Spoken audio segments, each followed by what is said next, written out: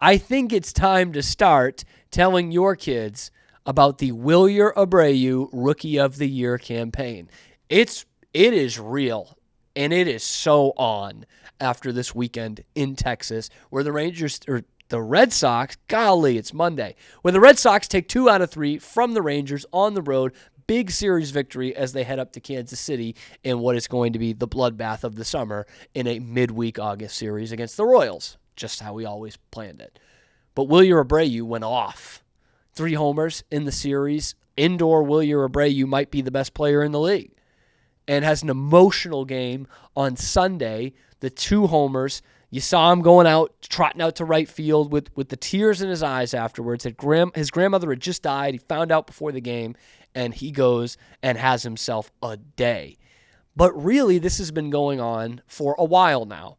Wilyer Abreu's had a steady season throughout the whole year, but the last week or two, he has had much better at-bats.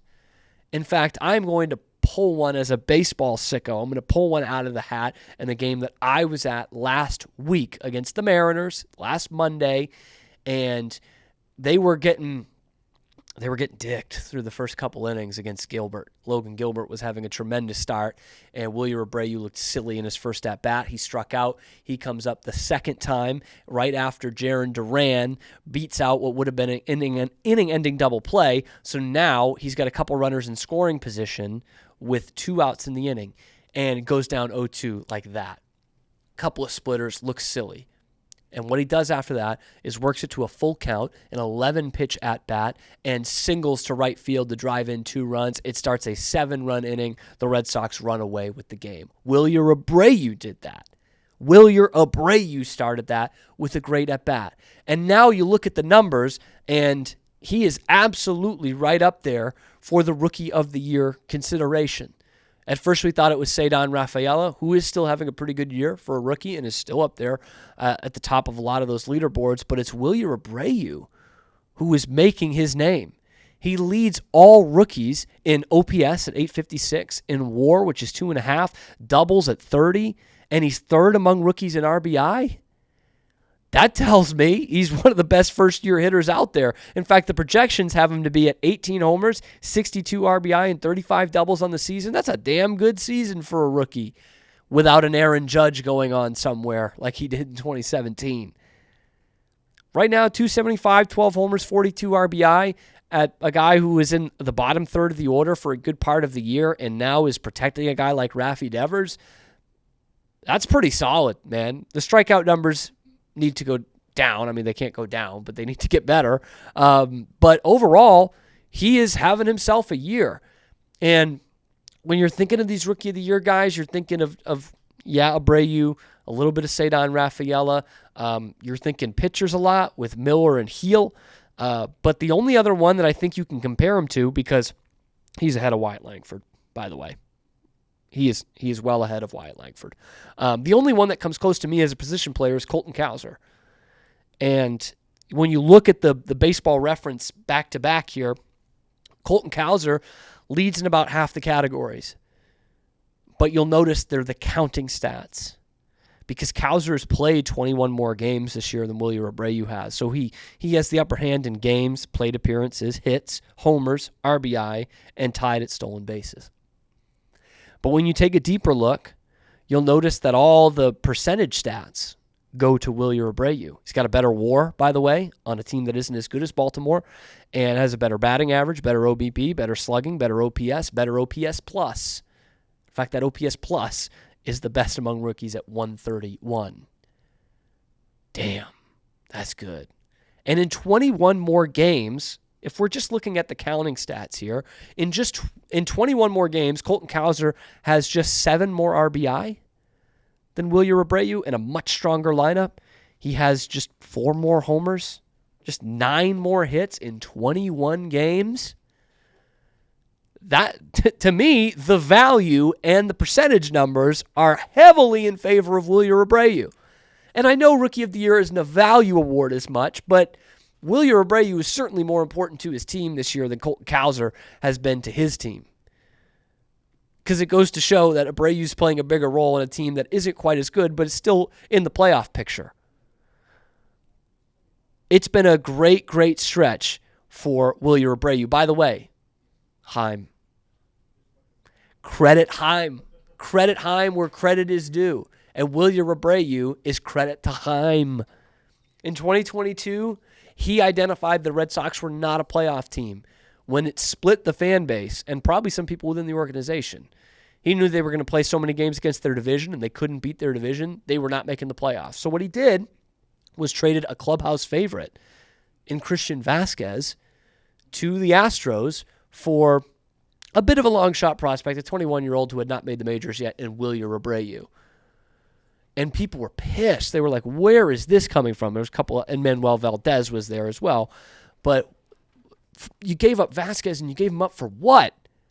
You gave him up for potentially a future Rookie of the Year and a guy who's going to be a stalwart in this lineup. At worst, a good trade chip for a top-line starter in the winter. At worst. And the Red Sox could do with that because they have got some great prospects coming down the pipeline here in the next 1 to 2 years after 2024. But Wilyer Abreu certainly making Chaim Bloom look pretty good after that weekend. By the way, got David Hamilton as well, who had a pretty good weekend. Things are shaking out pretty well for the Red Sox, young players and their farm system, and we have Chaim Bloom to thank for that. And by the way, I think what is the biggest show or mark of Wilyer Abreu's success and how it relates to this team is he had a pretty good end to 2023. And they had enough confidence in him that they said, you know what? That's our everyday corner outfielder. We don't need Alex Verdugo. We're not going to re-sign him, so let's at least get something for him now because we've got a better version of Alex Verdugo. And they have a better version of Alex Verdugo in Wilyer Abreu. That is without question. You look at their head-to-head. He's got over 2 wins better than Alex Verdugo in WAR for a team that is below the Yankees in the standings. And again, counting stats, some of them anyway, are advantage Verdugo. Games, plate appearances, hits. He's played 24 more games than Abreu and only has 7 more RBI. Abreu has a better WAR. He has more homers in 24 less games than Alex Verdugo, playing at Yankee Stadium as a left-handed hitter. And has more stolen bases, a better batting average, a better OBP, a better slugging, a better OPS, and a much better OPS plus. Alex Verdugo's OPS plus is 84. Wilyer Abreu's is 131. Wilyer Abreu is 31% better than the league average hitter, and Alex Verdugo is 16% worse than the league average hitter. So I know that doesn't have much to do with the Rookie of the Year race, but if you want to talk about a guy that you are going to have in your lineup for a long time, look at the one that was traded for Mookie Betts, and then look at the one who was traded for Christian Vazquez. Oh, man. Who knows? Maybe even the Astros will regret getting rid of him. They've done pretty well with their prospects, but it just goes to show that this isn't even close in terms of who you would rather have in your lineup, Wilyer Abreu or Alex Verdugo. And who would you rather have in your lineup, Wilyer Abreu or Colton Cowser? That's also advantage Wilyer Abreu. So, look, it might go to heel. He's been pretty good in the starts I've seen him have against the Red Sox. And Mason Miller's a great story.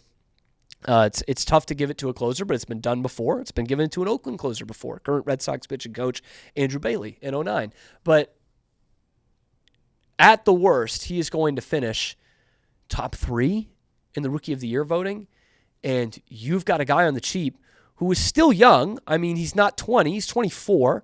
But you've got a guy in your lineup for years to come.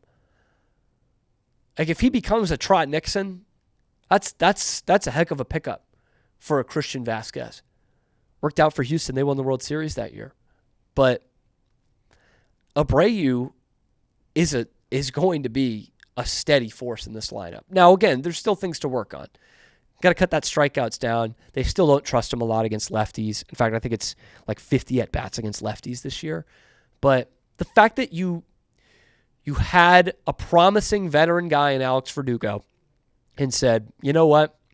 I think Wilyer Abreu is better. We're going to take him. That says a lot about Abreu. Maybe more about Verdugo.